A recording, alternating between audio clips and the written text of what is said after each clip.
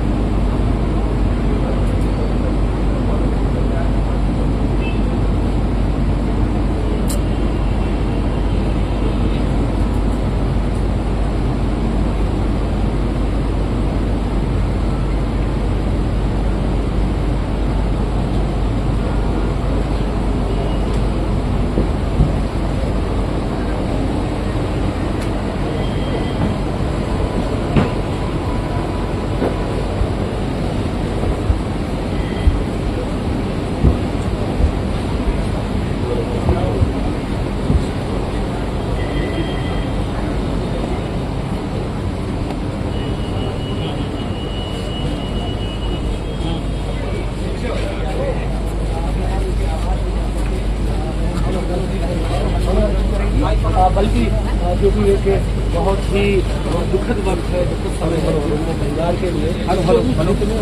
अरे जी चलिए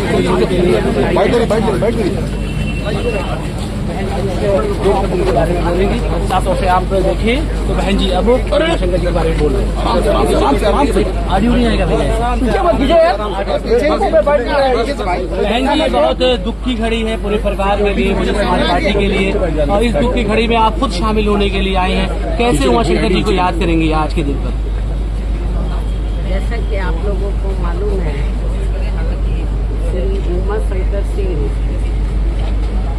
जब से बीएसपी में जुड़े हैं, उन्होंने पूरी ईमानदारी निष्ठा से वफादारी के साथ अपनी जिम्मेवारी को निभाया। उन्होंने कभी बीएसपी को धोखा नहीं दिया, और इतना ही नहीं, उन्होंने बीएसपी में रहकर अपने क्षेत्र का भी ध्यान रखा, समाज का भी ध्यान रखा, और ऐसे डेडिकेटेड हमारी पार्टी के विधायक उनकी लंबी बीमारी के कारण कल जो उनकी डेथ हुई है, मृत्यु हुई है, ये समाचार सुनकर मुझे बड़ा दुख हुआ। और इस दुख की घड़ी में मैं उनके पूरे परिवार के साथ हूँ, उनके रिश्ते नातों के साथ हूँ, और खास तौर से अभी वो तो जिंदा नहीं है। मेरा तो यही कहना है श्री उमाशंकर सिंह जी के परिवार के लोगों को, आपने जब तक बीएसपी में आप जिंदा रहे हैं, आपने ईमानदारी का अपना परिचय दिया है। आपको ये मालूम है कि वो बिजनेसमैन थे, और अक्सर आपने देखा है कि जो बिजनेसमैन होते हैं, जब सत्ता परिवर्तन होता है तो वो परिवर्तन पार्टियां बदल देते हैं, उतार चढ़ाव आए, लेकिन उन्होंने पार्टी को धोखा नहीं दिया। और मुझे तो सही मायने में वो अपनी सगी बहन की तरह मानते थे। ये महीने में शायद रक्षाबंधन भी है, तो मेरे ख्याल हमेशा रक्षाबंधन पे मैं लखनऊ में रही हूँ या दिल्ली में रही हूँ, तो मुझसे उन्होंने राखी बंधवाई। भाई तो बहुत बने, शुल्क कास्ट को छोड़कर सब धोखा दे के चले गए, लेकिन इन्होंने धोखा नहीं दिया। और मैं आज ये कहना चाहती हूँ उनके परिवार के लोगों को, इस दुख की घड़ी में हमारी पार्टी उनके साथ है, और उनका एक बेटा है, बेटी शादीशुदा और बेटा भी, सब मुझे बहुत आदर सम्मान देते हैं। तो मैं इस मौके पर पूरे परिवार को यह आश्वासन देना चाहती हूँ, यदि परिवार चाहेगा तो उनके बेटे को मैं राजनीति में आगे बढ़ावा दूंगी, उनके स्थान पर उनको पूरा महत्व दूंगी।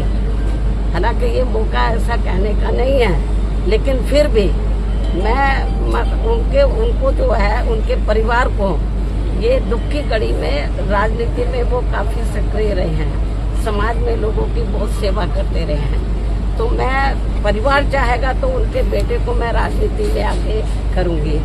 और जहाँ तक उनकी विधानसभा का सवाल है, रसड़ा जो विधानसभा बलिया में, मेरे ख्याल जब भी उन्होंने चुनाव लड़ा बीएसपी से, हमेशा उन्होंने चुनाव जीता है और क्षेत्र की जनता का पूरा ध्यान रखा है।